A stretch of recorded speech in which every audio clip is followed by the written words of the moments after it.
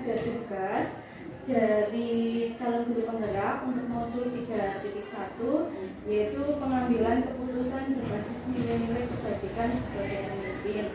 Dan tugas saya di sini sebagai calon guru penggerak yaitu mewawancarai Bu Atut Yuliarni selaku Kepala SLB Negeri Banjarnegara. Baik Bu Dewi, saya siap diwawancarai.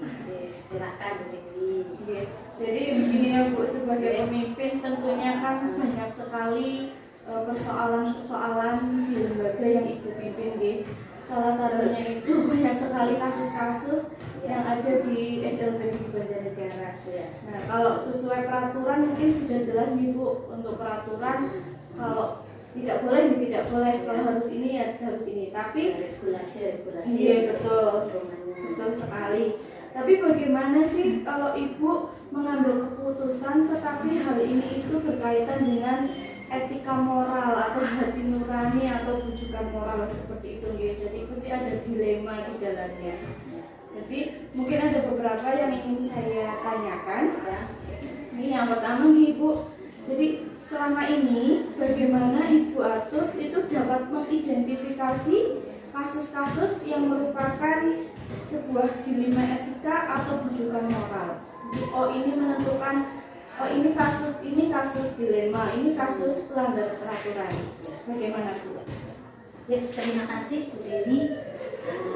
Saya akan mencoba jawab ya, karena memang kepala sekolah itu tugasnya tidak hanya belajar tentang bagaimana melaksanakan peraturan dengan baik, tetapi kita di sini banyak berhubungan dengan personal, dengan para guru, tenaga pendidikan, di mana mereka punya karakter yang berbeda-beda, dan saya sebagai orang tua itu harus bisa memahami akan karakter mereka, memahami akan kemauan mereka, sepanjang itu tidak bertentangan dengan peraturan yang ada. Terkait dengan pertanyaan Bu Dewi itu tadi bagaimana mengidentifikasi ya. Jadi memang saya harus mempelajari dulu kasus itu kira-kira melanggar peraturan atau itu merupakan etika ya, bahwa kita hidup itu penuh dengan perasaan yang kadang-kadang itu tidak semuanya itu sama. Saya berkehendak seperti ini, kemudian orang lain sama dengan kehendak saya itu sama. Tidak mungkin seperti itu. Maka saya bagaimana mempelajari dulu kasus-kasus yang terjadi sebelum saya memutuskan, saya menyampaikan solusinya terhadap kasus yang terjadi. Jadi saya istilahnya harus belajar dulu, mempelajari kasus itu apakah setelah saya memahami kasus itu harus diselesaikan seperti apa, tentu saya akan melibatkan orang lain untuk bersama-sama memutuskan solusinya. Barangkali itu. Jadi mempelajari dulu ya Bu, oh ini melanggar aturan kah atau hanya melanggar sebuah etika saja seperti itu ya. Lalu Bu, untuk pertanyaan selanjutnya, bagaimana Ibu menjalankan pengambilan keputusan di sekolah, ya, terutama untuk kasus-kasus di mana ada dua kepentingan ini yang sama-sama benar atau sama-sama mengandung nilai kebajikan. Jadi saya pun caranya kok sebenarnya ini yang melanggar, tapi yang dilanggar juga karena sesuatu hal yang baik juga gitu. Jadi bagaimana Anda mengambil keputusannya?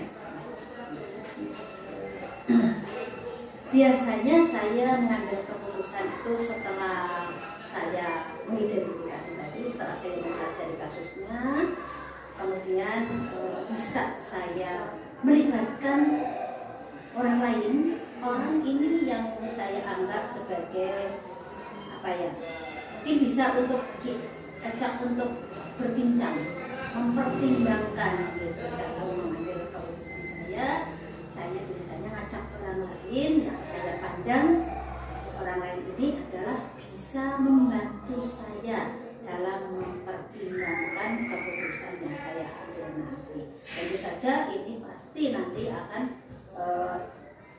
terjadi komunikasi, komunikasi tidak balik yang pasti. Saya juga mempelajari, mendalami kasus-kasus itu, mempelajari karakteristik atau mempelajari lingkungan budaya yang ada, gitu, sehingga nanti kita dalam mengambil keputusan bukan atas dasar pemikiran sendiri, tetapi berdasarkan pertimbangan-pertimbangan yang lain. Jadi saya melibatkan diri, dan saya pasti dalam melibatkan hal itu saya sudah memandang, oh ini ada bisa diajak untuk bermusyawarah yang lebih dewasa, mungkin lebih punya pengalaman gitu. Saya melibatkan. Jadi berkolaborasi ya Bu, berkolaborasi dengan berbagai pihak yang dianggap mampu untuk menyelesaikan sebuah kasus tersebut. Selanjutnya Ibu, langkah-langkah atau prosedurnya itu seperti apa yang biasa Ibu lakukan selama ini? Biasanya saya itu satu itu saya catat kasusnya dulu, ya saya catat, kemudian saya pelajari dulu kasusnya, kemudian saya renungkan juga. Ya, renungan itu penting ya, ketika kita itu menghadapi kasus itu harus jangan tiba-tiba, jangan langsung kita vonis seperti ini, tapi pelajari dulu, renungkan dulu seperti itu, sehingga kita juga menata pikiran dan menata hati agar supaya bisa berpikir dengan jernih, juga bisa merasakan, bukan hanya mengedepankan rasa pribadinya sendiri atau rasa ego sendiri, tetapi kita juga belajar merasakan perasaan orang lain juga. Jadi saya biasanya itu saya tulis kasusnya, kemudian saya pelajari, saya renungkan, kemudian saya belajar tentang budaya juga yang di sekitar kita. Jadi mungkin lebih memposisikan diri, jika saya berada di posisi tersebut itu kira-kira alasannya apa, nggak tahu Ibu? Lebih perasaan, lebih toleransi gitu. Tidak perasaan sendiri yang begini, tapi lebih ke toleransi.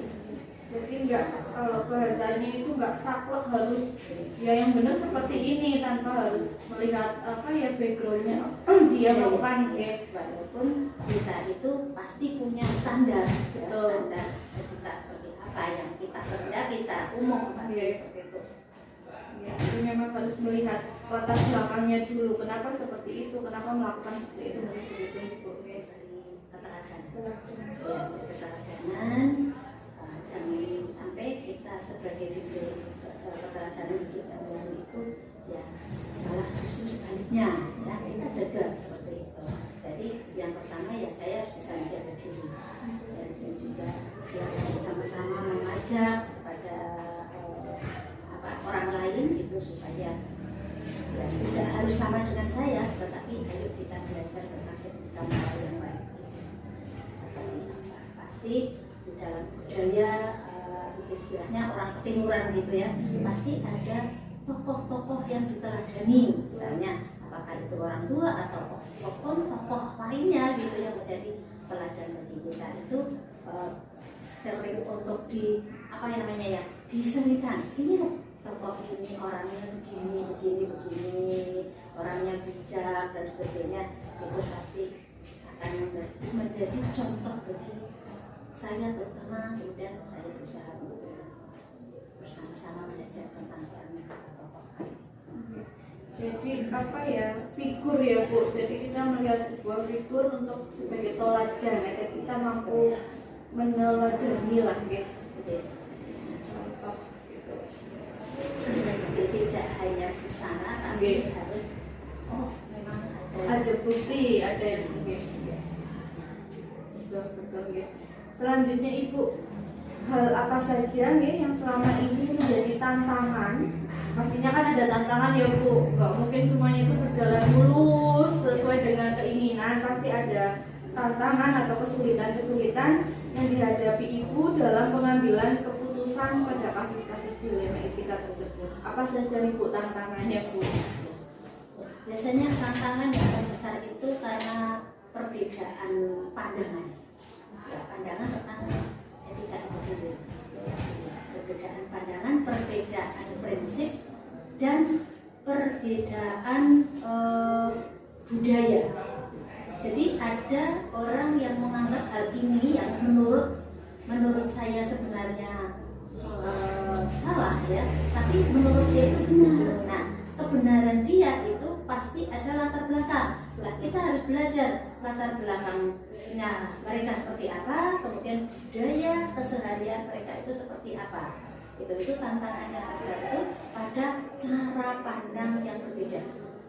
Itu yang sering saya hadapi seperti itu. Memang untuk menyamakan persepsi itu kan Itu butuh waktu. Dan juga ya yang pasti butuh waktu, dan untuk menyinkronkan pemahaman itu memang butuh latihan kesabaran gitu ya. Dan sebagai orang tua itu apa namanya banyak pengalaman. Nah, sehingga nanti yang kita hadapi misalnya orang-orang yang muda gitu ya, biasanya suka ada pertentangan di sini. karena memang ya dunianya kadang juga sudah berbeda nih, betul, budayanya, terus ya prinsipnya memang Padahal etika itu dari nenek moyang temurun, yang namanya etika pasti masih ada. selalu ibu. Mungkin karena ini apa ya, walaupun tidak tertuliskan tapi oh ini bagus, ini salah, ini plastik, ini jelek, itu kan memang sebenarnya sudah jelas gitu. Tapi memang kalau apalagi untuk itu ya Bu, kalangan atau generasi milenial atau Gen Z kalau kita kenal itu kan wah sudah terpengaruh dari berbagai masa kayak itu kuno, mungkin pemikirannya seperti itu. Ya sekarang itu apa serba cepat, serba instan, serba modern gitu ya. Padahal di dalam modernisasi itu sebenarnya kita punya leluhur ya, sebetulnya tetap yang namanya kita hidup di masyarakat sebagai makhluk sosial pasti harus menjaga etika dan moral. Betul, ada yang apa ya harus dipegang dan kita pintar tapi tidak punya moral itu ya, tidak punya etika itu ya nanti hidup kita akan tidak terarah. Karena dimanapun ya pasti etika moral itu pasti secara ya walaupun tidak tersurat di situ ya, pasti kita membawa diri itu pasti dengan etika. Attitude ya Bu, etika. Iya. Karena memang apa ya, ilmu yang tinggi tanpa dibarengi dengan etika atau attitude itu ya kayaknya sia-sia. Tidak ada gunanya. Betul sekali. Menarik sekali nih ya Bu. Saya juga jadi banyak belajar ini. Jadi untuk pertanyaan selanjutnya nih ya, setiap kasus atau tadi ini ada keputusan yang harus Ibu ambil, itu apakah Ibu memiliki sebuah jadwal untuk menyelesaikannya atau manajemen waktunya, atau mungkin pada saat mendengar atau mengetahui oh ini ada kasus seperti ini langsung diselesaikan di tempat, atau tadi membuat jadwal dulu untuk menyelesaikannya seperti itu, dan prosedurnya atau bagaimana seperti itu Bu? Biasanya dalam penyelesaian kasus itu terkait dengan etika moral itu saya langsung, walaupun tidak langsung tek di depan orangnya, tapi biasanya yang bersangkutan kita ajak bicara bareng, kita ajak duduk bareng gitu ya, sharing-sharing, berdiskusi begitu, biasanya seperti itu. Nah setelah kita melangkah untuk berbicara secara empat mata ataupun secara pribadi ataupun per kasus itu, kemudian kalau saya punya jadwal istilahnya pembinaan ataupun kita punya waktu untuk menyampaikan, kita sampaikan secara umum bahwa ini adalah pelajaran buat kita semua tanpa menyebut kasusnya, tanpa menyebut namanya, tetapi kita menyampaikan pembinaan seperti itu ataupun mengingatkan kepada kita semua kita selalu menjaga etika kita seperti itu. Kalau jadwal untuk menyelesaikan kasus tidak ada, jadi spontan, tapi kita punya jadwal lain yang di dalamnya nanti mungkin bisa disisihkan untuk pembinaan tentang etika moral. Berarti ya tidak menunggu nanti ya langsung diselesaikan dengan prosedur tadi, tentunya dengan pendapatan individu terlebih dahulu, diskusi komunikasi secara enak, betul, nggak langsung lagi itu nggak jadi. Makanya kita hadapi itu kan orang dewasa, betul sekali ya, di dunia perasaan. Saya sih berusaha agar supaya kasus yang terjadi itu orang lain tidak tahu. Oh itu dipanggil Bu Atu untuk gini-gini, nggak ada, karena kita kan sifatnya kan komunikasi, jadi apa ya, sharing gitu loh ya, ibaratnya ya kayak teman gitu, seperti itu, atau seperti anak gitu ya, kita ajak diskusi aja. Karena memang nanti kalau sampai keluar kan tidak enak ya, kan, malah kadang-kadang bisa merebak. Malah ada yang ditambah-tambahin. Jadi pandai-pandai kita itu mengajak diskusi ataupun sharing atau gimana secara enak gitu ya, dengan ibaratnya kayak teman gitu, kayak orang tua. Jadi yang diajak bicara pun nanti paham ya, bahwa oh iya ternyata begini. Biasanya yang terjadi. Ya. Dan tentunya agar hal itu tidak terjadi lagi, entah itu suatu saat atau dengan yang lain, di suatu forum itu juga menyampaikan walaupun tidak harus membuka siapa subjeknya, jadi mungkin kan nggak bisa sendiri ya. Biasanya itu di dalam satu komunitas itu banyak sekali karakteristik tiap individunya ya, banyak sekali. Tapi di antara banyak komunitas itu, di antara individu itu ada yang satu ya, atau dua atau beberapa gitu ya, yang punya ciri keteladanan. Oh ini baik di sini. Oh semua individu saya pandang secara keseluruhan itu bahwa mereka itu punya nilai-nilai positif yang lain. Oh ini seperti ini, tapi seperti ini, pasti ada tapinya, karena sifat manusia tidak sempurna. Maka yang memudahkan saya harus bisa mempelajari, oh kelebihan ini di sini, kelebihan ini di sini. Nah, mereka seperti itu. Jadi semuanya itu sebenarnya ada nilai plus dan minus masing-masing. Maka saya harus melihat nilai plus yang dimiliki orang lain itu untuk menjadi rekan untuk berbincang, berdiskusi seperti itu. Saya harus memahami satu ini. Jadi tidak kepada seorang, karena kalau saya memandang satu orang ini kan saya anggap ini makhluk yang paling sempurna ya. Padahal di antara manusia itu pasti ada kelebihan dan kurangnya, tergantung kasusnya seperti apa. Nanti saya akan berdiskusi. Jadi semua orang ibaratnya mereka terlibat. Itu yang memudahkan saya untuk memecahkan atau mencari solusi ketika kita dihadapkan pada kasus-kasus. Termasuk orang yang paling ibaratnya di mata orang lain gitu ya, paling bejut misalnya ya, paling banyak pelaku, itu pun saya ajak bicara, karena di dalam tingkah atau perbuatan yang mungkin di mata orang lain hanya negatif saja, saya melihat sisi positif dari orang lain. Jadi mengajak orang yang berkompeten di bidangnya, misalnya kasusnya apa betul. Misalnya kalau di kasus pada kurikulum ya berarti kita berkolaborasi atau minta bantuan dengan orang yang pandai atau di kompetensinya di kurikulum seperti itu nggih. Berarti tidak hanya satu orang ini terus ya enggak, tapi punya nilai positif. Betul.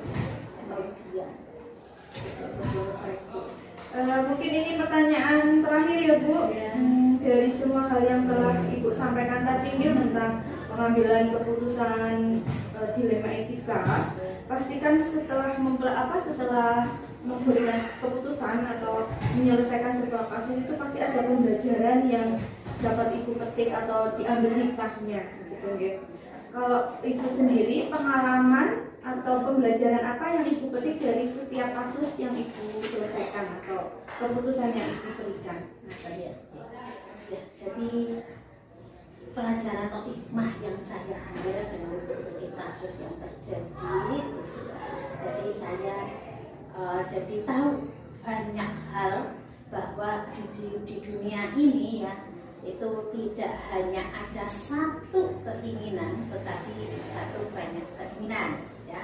di mana dari banyak keinginan itu saya belajar bagaimana cara menyikapi, dan saya di situ belajar sabar, belajar memahami, belajar memaklumi, dan saya berusaha untuk bisa menyelami dari kasus yang terjadi itu, karena biasanya kasus ini terjadi itu ada sebab musababnya gitu ya. Jadi saya belajar lebih dewasa sih ya, ketika lebih legowo di dalam menghadapi persoalan, lebih sabar, dan juga saya harus bisa menerima bahwa lingkungan sosial itu banyak sekali persoalan di mana saya harus bisa menghadapi, saya harus bisa legowo, artinya sabar, dan juga bisa merangkul semua kita bisa membantu.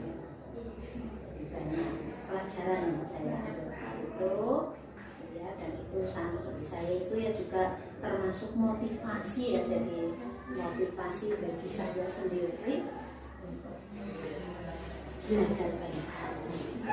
Jadi memang sebuah kesalahan pun bisa dijadikan pembelajaran ya, bukan? Iya, bukan kemudian ada kasus kemudian kita jadi menolak mentah-mentah ya. Justru kadang kita itu juga ikut belajar dari kasus itu. Iya, karena itu memang sangat luas ya, sangat kompleks persoalan yang kita hadapi, itu sangat kompleks dan bukan hanya satu persoalan saja, tetapi masalah yang kita hadapi itu sangat banyak.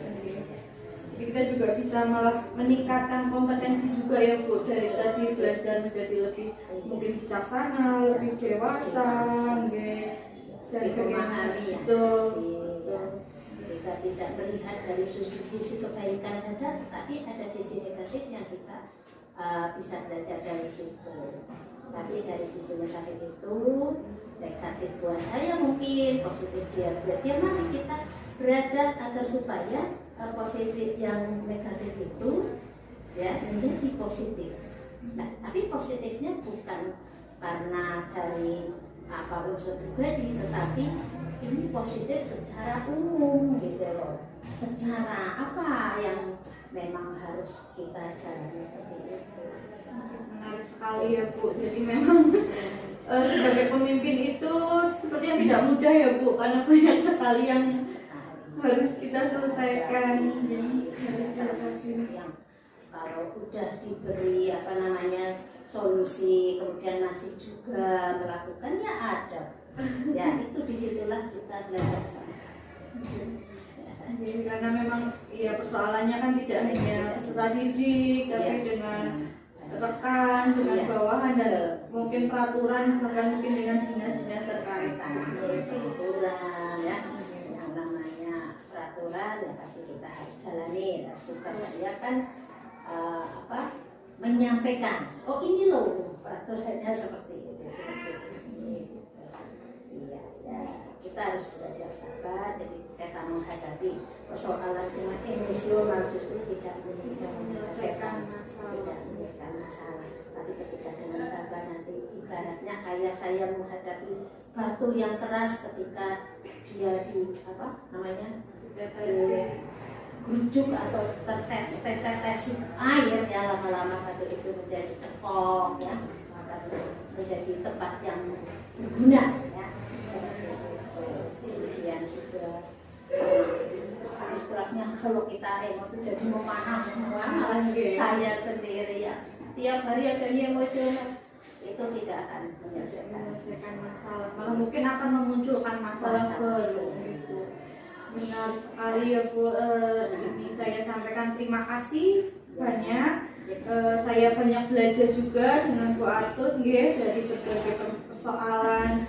Bagaimana sih menjadi pemimpin yang baik dalam menghadapi sebuah atau memutuskan sebuah keputusan, apalagi yang berkaitan dengan etika, dengan moral gitu ya Bu. Semoga Bu Artut selalu diberikan kesehatan dan selalu lancar segala urusannya. Sukses selalu Ibu. Terima kasih waktunya.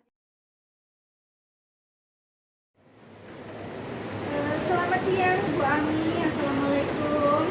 Waalaikumsalam.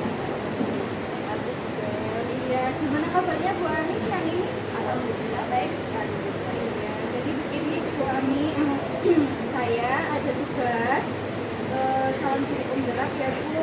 Tugas saya di sini itu mewawancarai kepala sekolah karena ini temanya yaitu pengambilan keputusan berbasis nilai kebijakan seperti ekonomi. Jadi mungkin nanti Bu Ami berkenan ya menjawab beberapa pertanyaan yang saya berikan. Itu ya Bu ya. Boleh ya? Boleh sekali Bu. Jadi berapa lama ini Bu Ami sudah menjadi kepala sekolah? Kurang lebih sekitar 5 tahun. Banyak sekali pengalamannya pasti sudah Bu Ami olah ya Bu ya. Oh iya. Salah satunya ini seorang kepala sekolah itu juga harus membuat suatu keputusan atau kebijakan ya, atau peraturan untuk lembaganya yang begitu. Jadi ada beberapa hal yang ingin saya tanyakan Ibu. Yang pertama ya ini, selama ini bagaimana Bu Ami dapat mengidentifikasi kasus-kasus yang merupakan dilema etika atau kehidupan moral? Mungkin kalau kasus pelanggaran peraturan sudah jelas ya Bu ya, karena sudah ada aturannya di situ bahwa misalnya terlambat ya hukumannya apa, atau mungkin tidak menggunakan seragam hukumannya apa. Tapi kalau kasus ini itu merupakan kasus yang sebuah dilema etika, apa yang suatu hati nurani, bagaimana Anda dapat mengidentifikasi kasus ini? Jadi juga selama saya menjadi kepala sekolah memang kan sudah banyak sekali kasus yang terjadi baik dalam peserta didik, guru-guru dan itu melibatkan dari berbagai pihak dan kasus ya. Jadi kalau saya dalam mengidentifikasi kasus-kasus yang terutama dalam hal yang moral dan etika itu saya mengetahui dulu itu kasusnya seperti apa, kasusnya itu seperti apa, melibatkan pihaknya siapa saja, apakah itu melibatkan pihak dari rumah ataupun pihak-pihak orang dalam sekolah. Itu nanti yang pertama dengan mencari tahu seberapa besar kasus tersebut, dampaknya ya Bu, ya itu nanti maksudnya pelanggaran yang seperti apa. Mungkin diobservasi terlebih dahulu ya Ibu ya. Iya. Untuk pertanyaan selanjutnya Ibu, bagaimana Ibu menjalankan atau mengambilan keputusan di sekolah? Caranya itu bagaimana? Terutama nih untuk kasus-kasus di mana ada dua kepentingan yang sama-sama itu benar atau sama-sama mengambil kebajikan. Jadi mungkin bahwa Ibu ini melakukan kesalahan, tapi kesalahan tersebut itu juga sebenarnya benar, cuma memang melanggar aturan atau etika tadi. Bagaimana? Karena memang dalam mengambil keputusan seperti saya sebagai kepala sekolah tidak bisa langsung diambil. Ini harus melibatkan beberapa pihak dari penasihat jawab ataupun guru-guru senior yang memang berkecimpung di dalam kasus tersebut. Kita tanyai dulu, kita mintakan pendapat dulu bagaimana jika seseorang ini terlibat suatu kasus yang memang sangat sulit untuk diberitakan karena berat kasus standar ya, kita libatkan penasihat jawab dan teman-teman senior seperti apa, nanti baru saya sendiri yang memutuskan kasus tersebut itu dampak sebesar apa untuk sekolah. Tetap melibatkan teman-teman yang lain ya, tidak bisa memutuskan sendiri, tidak boleh kolaborasi, harus berkolaborasi. Oke, untuk pertanyaan selanjutnya Bu, jadi langkah ya, atau prosedur seperti apa sih yang biasa Ibu jalankan selama ini untuk memutuskan atau menyelesaikan sebuah kasus-kasus di luar etika tadi? Jadi yang pertama untuk menyelesaikan kasus itu diobservasi dulu.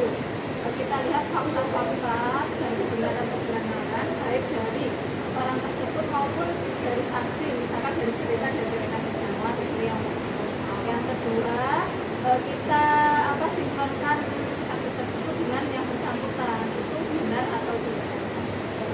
Kemudian untuk konsekuensinya kita mintakan dulu dari yang bersangkutan tersebut inginnya seperti apa jika melakukan pelanggaran.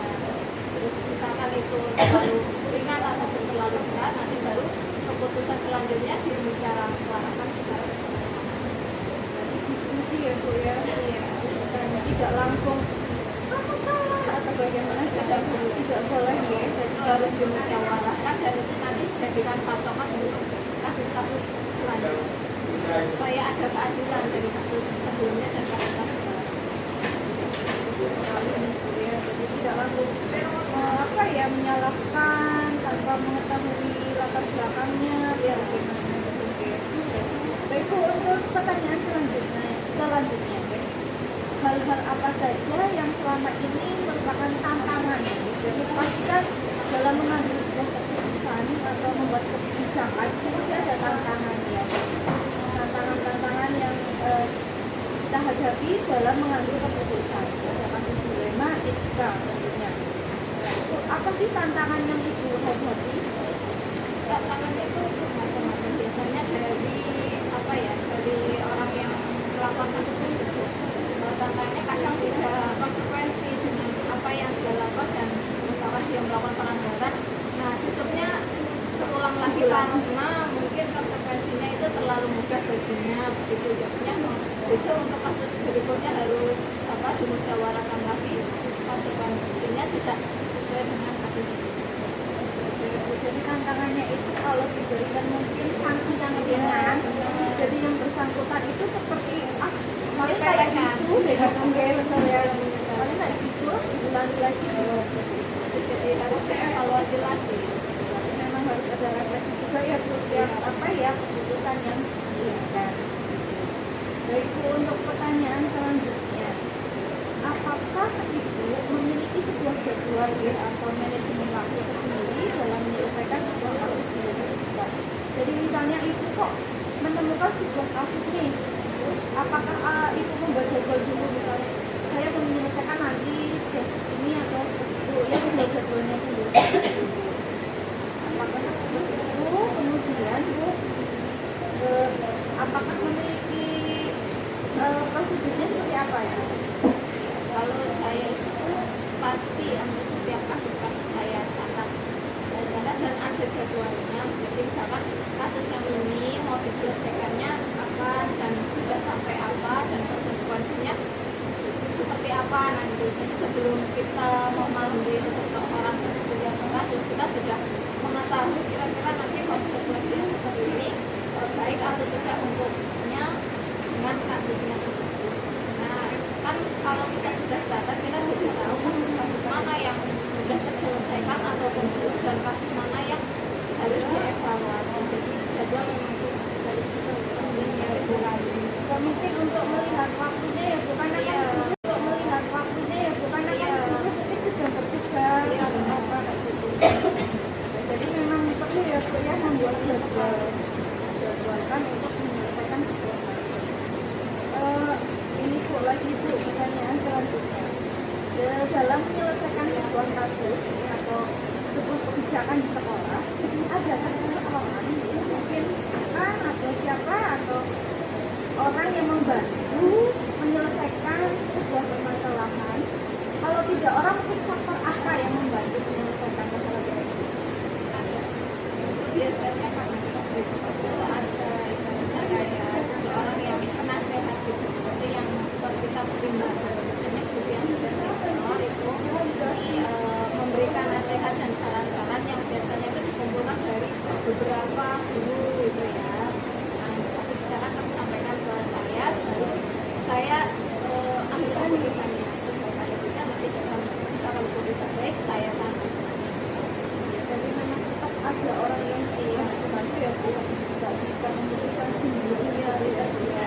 Karena menyangkut banyak Apalagi lembaga ya Bu, kalau di rumah juga kita harus mengerti juga, apalagi lembaga yang melibatkan banyak orang. Oke, mungkin ini pertanyaan terakhir ya Bu ya dari saya. Jadi dari semua hal yang sudah Ibu sampaikan tadi nih, dari langkah-langkah dan lain sebagainya, setiap menangani sebuah kasus atau membuat sebuah kebijakan itu pasti setelahnya itu ada hikmahnya atau pelajaran yang dapat dipetik dari mungkin Ibu menangani kasus ini, dari kasus ini nanti Ibu bisa belajar banyak hal. Coba dong Bu, bisa diceritakan pengalaman Ibu dalam menangani sebuah kasus tersebut itu, pelajaran apa yang bisa diambil?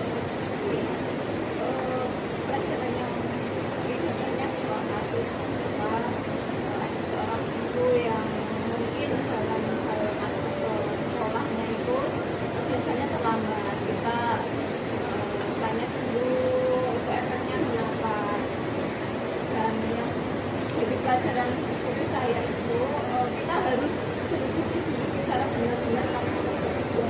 Jangan sampai itu hanya dari kata satu orang saja, jadi harus dari berbagai pihak yang memberikan pendapat. Kalau hanya dari satu orang saja, terkadang itu sudah ada bumbu-bumbunya gitu, tidak sesuai dengan fakta. Jadi kita harus minta pendapat dari orang lain supaya simpel sesuai dengan yang Berarti intinya itu kita lebih bijaksana mungkin ya Bu, lebih bijaksana, lebih terbuka dengan pendapat dari orang lain deh. Oke, baik, itu menarik sekali ya Bu. Ternyata menjadi seorang pemimpin itu tidak mudah ya, banyak sekali dilemanya dan banyak sekali kasusnya. Jadi memang tidak mudah. Terima kasih Bu Ami. Siang ini saya mendapat pembelajaran yang banyak sekali dari Bu Ami. Mohon maaf ya jika ada kata-kata saya yang kurang berkenan atau menyinggung Bu Ami. Dan semoga Bu Ami sehat selalu, lancar dalam sesuatunya ya. Dan